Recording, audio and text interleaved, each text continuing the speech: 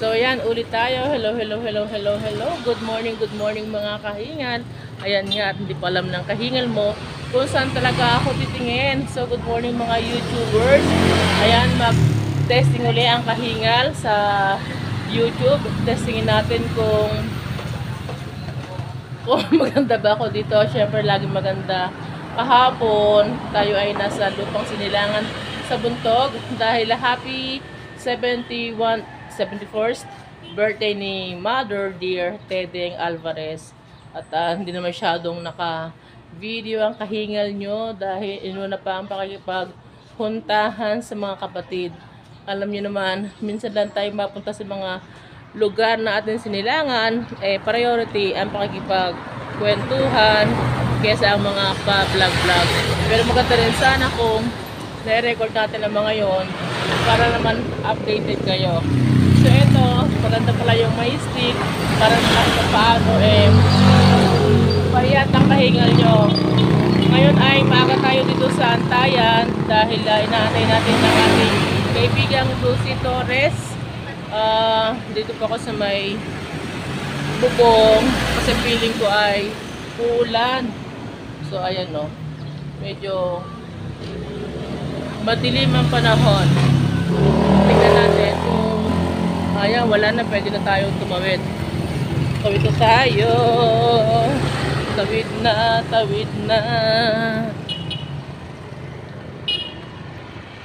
Huwag na kayong bumusina dahil hindi naman sasakay ang kahingal. Sabay tayo kay Mama Lucy Torres dahil ang Sheryl Cruz ay walang mag-aalaga sa kanyang bunso ang si JC the Pogi. Ano po? So stay at home muna ang ating Mama Sheryl Cruz. Kumusta sa ang lahat? Ayan. Binabati ko ang lahat ng mga kahingal na tulad ko. Umagang kay ganda. Mamaya ay mukbang tayo. Ano po? Sa lahat ng bumati ng maligayang kaarawan sa ating Mother Dear. Thank you so much. Thank you very much. Medyo nag-adjust pa. Nasan ba talaga ang camera?